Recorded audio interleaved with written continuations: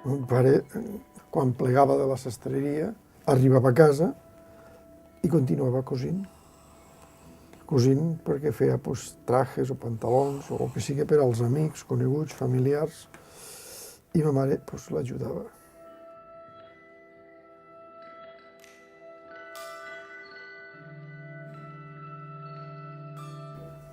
Uns iaios materns, que és el que vaig tindre, potser més relació eren trosellers.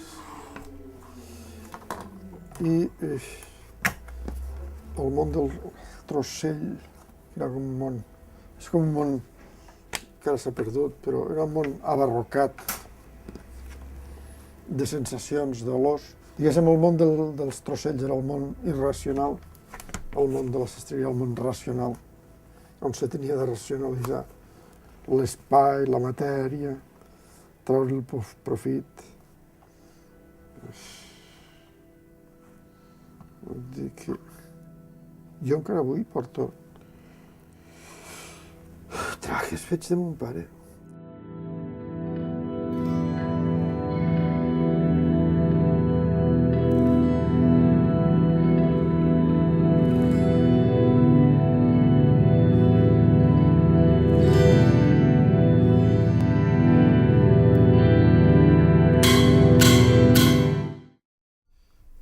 El fet de trobar els cartons era un material habitual a casa meva, era un material que tenia habitualment, que es tirava habitualment, fa que posat un damunt de l'altre, posat ordenat,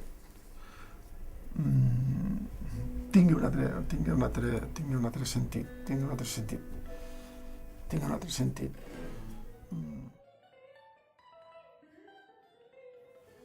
Jo dic sempre que, el cartó, per exemple, és un element que, aunque no sembla una tonteria, mai està mort.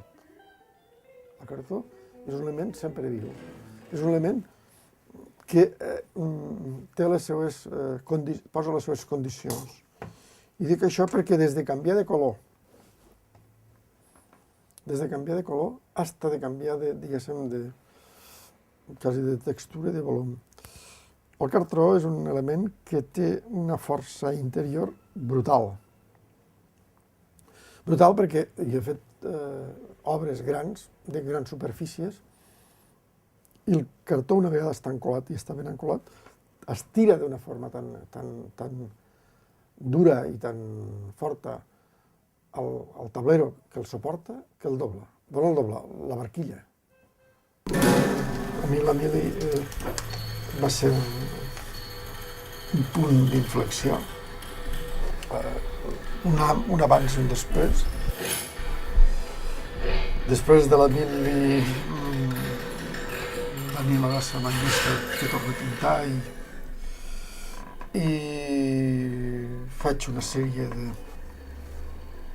d'il·lustracions per al Correu Català, però que en definitiva jo faig en aquell moment una pintura, diríem, figurativa, però en el fons no em satisfà del tot, no? És una pintura que no m'acaba d'omplir. Té d'haver alguna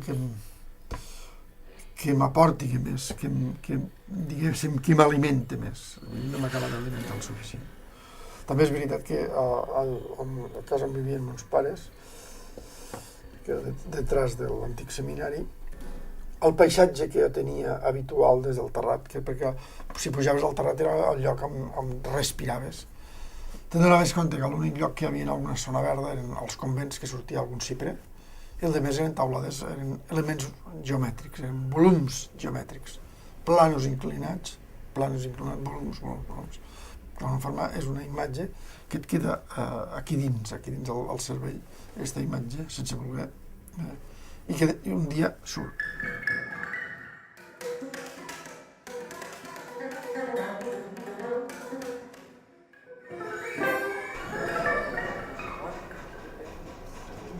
Veus? Jo vivia en aquesta casa d'aquí d'esta porta marrón en l'arc. I des de dalt del terrat és on vaig començar a dibuixar.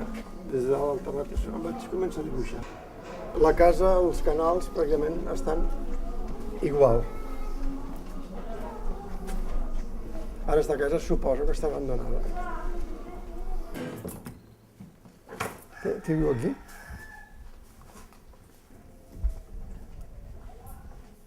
¿Qué tancar? Ah, la escalera está igual, que he vivido en esta casa hace muchos años y la escalera está igual.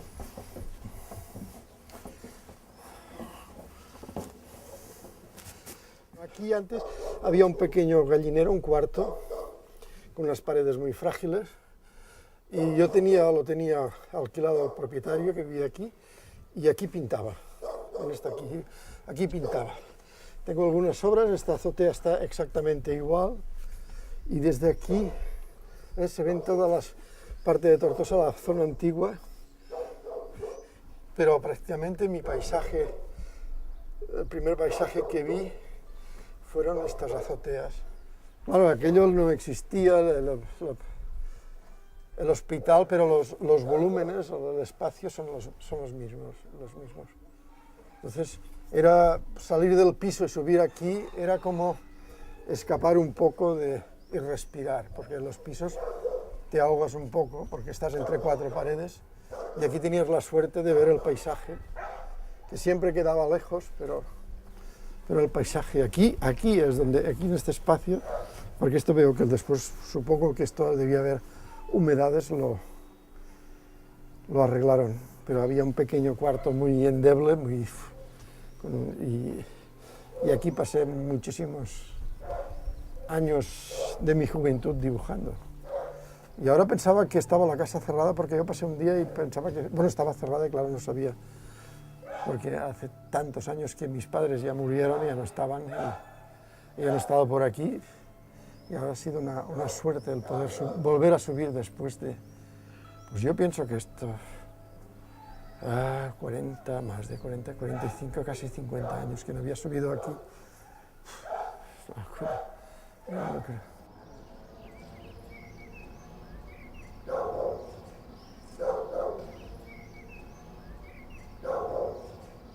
Sí, quasi tota la vida dibuixant el carret de casa meva, sí, inconscientment. Pot ser ara conscient, vull dir que ja està bé, també no me'n desdic de res.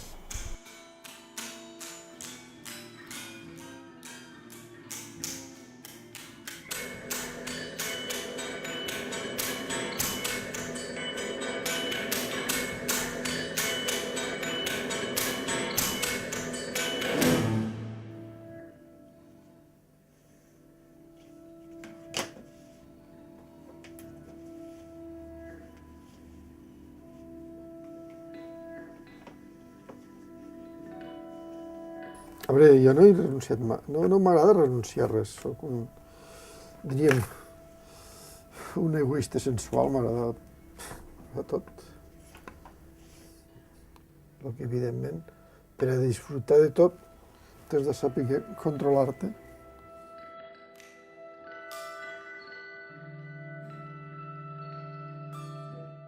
I, evidentment, que la geometria,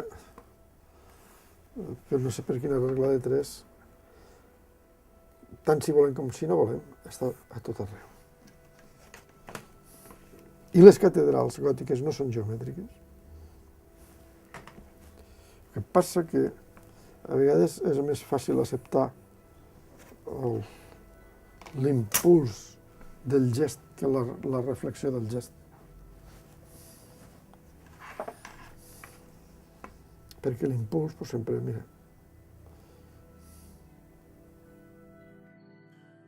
cada un busca el plaer, per dir-ho d'alguna forma, d'una manera determinada, i alguns la busquem d'una forma difícil,